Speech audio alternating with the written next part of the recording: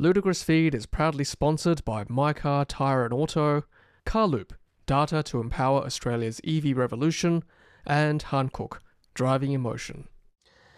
Hello everyone, I'm Tom, this is Joy. Hello. And today we're going to do a walkthrough of the configurator screen for the brand called IM, presented by MG. So yeah, a bit of a mouthful, but that's what they've settled on here in Australia. IM presented by MG. It's essentially an MG brand, but like their luxury kind of brand. There's two cars that are now open for orders in Australia. The IM5, which you can see on the screen right now, and the IM6, which I'll just show you. There it is there, IM6, which is kind of like the SUV version. Now, Joy and I saw this in Melbourne a couple of months ago, I think now, at the Melbourne Motor Show. And both of us thought that they would potentially price this quite high, but we were surprised to find out that both cars are actually priced the same, no matter which one you choose, SUV or sedan. And there it is there, $69.90 starting from. That is incredible. I mean, I thought personally it would be in the 80s. I mean, I guess it's depending on what we saw at the show. Was that like the performance version or like what is the difference between the inside and the outside of the car? Is it different, or is it just you know, what do you get with the performance version that costs like you know, almost $20,000 more? Yeah, I mean, there's a comparison screen which we'll go through shortly, but yeah. So by the way, this virtual yard platform is what BYD uses as well, so it looks quite familiar. We've seen this kind of ordering system before. I do feel though like Premium MG is kind of like the level at which other people have their normal. No, not quite, maybe. Yeah, no, there's some merit in that. The MG4, I must admit, looks quite budget on the inside, even though it's quite well priced. So this is definitely a more premium, whether it's more premium than other brands like BYD or XPeng or even Tesla, is questionable. But you're right, it's definitely higher than the MG kind of standard Like MG4s and so on. It's still not like, say, like a Polestar. Oh no. So No. yeah. Well, I don't think so anyway. I'll have to look at it again, but it did look nice at the show under the lights. But I need to have a second look and definitely need to have a drive. And now that we know the price, because I really felt at the show, it's like, well, I don't really know what I'm looking at because I don't know how much it's going to be. Yep. So yeah, starting at $69.90 and then Platinum $67.90 and then Performance $77.90. So we'll go through the comparison chart in a second. Colors, white, beige for another $1,000. Grey, again, very BYD-esque, these kind of colors. The blue, and then the black. So not too inspiring, but obviously these kind of colors do sell well in Australia, given our roads here. There's not too many bright colors on the road. 19-inch alloys, and then you get beige for another $9.90 versus black. Just see Platinum whether there's any difference. So 20-inch alloys for Platinum, and then Performance also 20-inch alloys as well. Do the colours cost more even for the higher versions? I doubt it. No, still $1,000. That's why I said, do they cost more still? Yeah. And a bunch of accessories too. So this is a promotional price. Let me just go back to, sorry, where was it? So this premium is a promotional price, $69.90 drive away. It's the same as the before on road. So obviously they're trying to gain some market share right now. Let's see what happens if we put a postcode, let's say 2000. So we can do Sydney City, Alto North Shore, which is Artarmon, and 5 Dock. So they're our closest in Sydney. Doesn't drive away price mean including on roads? Yeah, it does. Yeah, it's pretty good, right? Pretty good introductory price. Actually, no, that is. Yeah. Let me just go back here to the 6. Let me just confirm that it's the same pricing. So yeah, it is $69.90, $67.90, $77.90, same as the driveway price. It's a bit more for the Platinum for drive away, and then Performance is a bit more, so $3,000 more. Same color schemes, they all cost the same, you can see, and then the wheels are also 21s. Okay, so it was 20-inch for Premium, 21 for Platinum, and 21 for Performance. So slightly bigger wheels all out for the IM6, and the interior is the same cost for beige. So just to compare it with the like Tesla versions, is it sort of comparable to a Model 3 and a Model Y? Like one's a sedan, one's a SUV? Yep, I'd say so.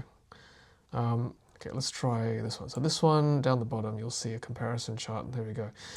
So just for those technically minded, the premium IM5 it comes with a 400-volt battery, and the other two are 800 volts. So this could potentially charge faster if you can get a I was going to say, charger. but does that mean that it might not work at a Tesla supercharger? This is the question, right? 800-volt cars are a bit dubious. We're not experts experienced now. Go away, chatbot.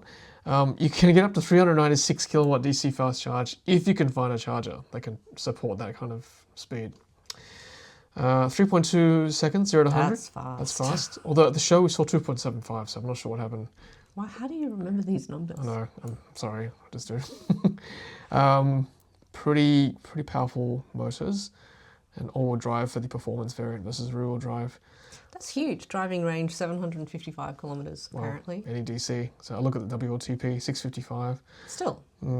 I think this is the sweet spot here. Under 5 seconds still, but rear-wheel drive, 800 volts, 655 kilometers WLTP, fast charge sedan.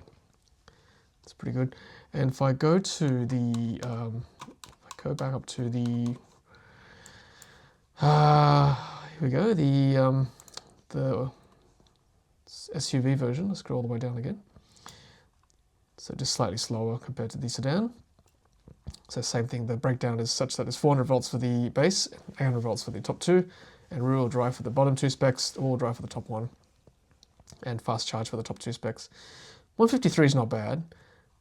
I think it's LFP for the base spec versus NMC, I think, for the other two. So there you go. Pretty similar cars in terms of specs for the main specs, and then just SUV versus sedan. What's interesting is all these accessories. They've kind of leaned into the lifestyle, kind of aspect of the cars there. So you can add these like screens and tables and lights.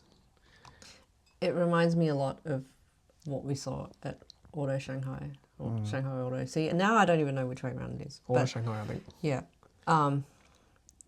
But it is a very sort of future-looking car, isn't it? Like very futuristic. I remember that really huge, long screen. That was what I remember from the show, actually. Yeah, the infotainment looks promising compared to like MG4, for example. And there's a little screen down here in the middle. So lots of screens there. Looks all right. Some people say at the back looks like an Aston Martin DBX. It's quite generous, I think. But it does look all right, I think. I mean, it looks like a Model Y copy, isn't it? Like the old Model Y, not the current Model Y. This looks interesting. This is like rain mode, extra sort of monitoring there as you're driving. And then auto park. Yep. Lots of tech. Bidirectional turning, so decreases the turning circle by turning the wheels the opposite direction. Makes it very tight, apparently. It says designed for Australian roads. Really? Yeah, well, we'll be the judge of that once we test a press car, hopefully, soon. Like, tuned for Australian roads makes sense, but why would you design a whole car just for our market? It's pretty small. I mean, it does look quite plush from what we saw and from these pictures too. So I think they've done a right job. And the pricing's very sharp. I'm surprised. I'm actually genuinely shocked. I thought this would be the 80s and 90s. But for 60s, for the base, is pretty good. I feel though like this year, all the cars are getting cheaper. Like it used to be, you'd be like, look at the price and then you'd be like, okay, no, that's more than I'd pay for the car. And then this year, suddenly it's like, oh, you know what? That's actually not too bad. That's kind of reasonable. But we're still not at the point where it's cheaper than the ICE like equivalent. Like I don't think it's not there yet in terms of pricing. But it is very good. But Yeah. I think you're still not going to get people going, well, maybe now I'll get an electric car. I mean, it depends what you compare it to, right? Well, no one in their right mind is really going to compare this to a Merc or a BMW ICE, I don't think. You know, if you compare it to like a Mazda or a Toyota, yes, this is probably still more expensive. Although some might argue the interior looks quite nice. You could compare it to the higher-end European cars. That's questionable, right, the value? I think it's just, for me personally, I think it's just still stealing kind of like who might have previously only been looking at like a Tesla or like a BYD or something. And then now it's like, well, there's more options than just your Tesla or your BYD. I think brand awareness will be an issue as well for MG. I mean, look, they've they've married IM with MG because people know MG, right? It's been around a long time, both in the original British form and now the Chinese form. They're sponsoring the Rabbitohs, so they've done well from the promotion point of view. Have they done the right thing by putting this with IM, or should they have separated it so that IM is more luxurious? Or they say no, they're kind of intertwined. You know, we want you to know about IM as well through MG. It's not a question I can answer. I don't know. It's like kind of weird that it's like a different, separate brand altogether. But it's kind of like Lexus and Toyota, or Genesis and Hyundai. and yeah. Though to be fair, Lexus is probably the only Hyundai. Hyundai. I think I've been looking up how to pronounce it. I think it's Hyundai. To be fair, Lexus is probably the only one that's done reasonably well in terms of a luxury version of the base brand, right? Genesis is okay, but brands like Infiniti from Nissan hasn't done that well. So whether IM will do well, I guess time will tell for now.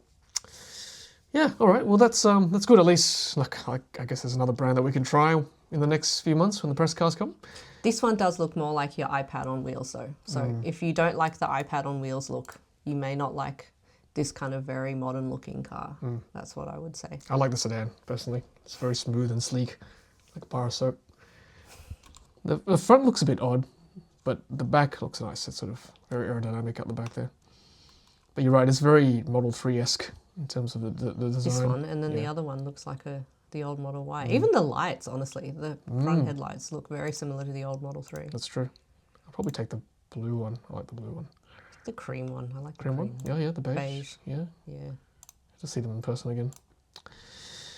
Okay, well that's it, everyone. At least we've got like MG doing this order page now. You can order directly from the website rather than going through a dealer if you don't want to, which is different to their buying an MG4, for example. So let us know your thoughts in the comments below. Is this the right move by MG, bringing this brand together with the brand, like MG brand, or should I have separated it for a start? Do people really order cars without testing them, without driving them? They have done for Tesla, haven't they? For many years now. I know, but I just find that scary. It happens. I mean, we bought the Model 3 without testing it, really. Well, no, we tested it in America. In Los Angeles. True. The Seal, I bought my Seal without testing it. I'm pretty happy with it. But I would like to drive this car just to make sure it drives well as good as it looks anyway. Okay, well that's it from us for the IM brand. Let us know in the comment section below your thoughts and whether the price is on point, whether it's sharp enough to attract some sales away from other EVs or as well as other ICE cars as well. So that's what I'm curious about. Has anyone driven this anywhere in elsewhere? I'm sure there are videos in China, but not on local roads, I don't think just yet. So it's called the same thing in China as well? I think so. And it's the same kind of... L5, I think it's called L5. Oh. Yeah. And with the same, this yes. logo and badging? Yes. I mean, these cars have seen us in China. I don't know whether you saw them in China. Well, there were so many cars in China. Yeah. I've definitely seen these in China. Okay. Yep. No, they exist. Thanks, everyone. Until next time, it's happy charging.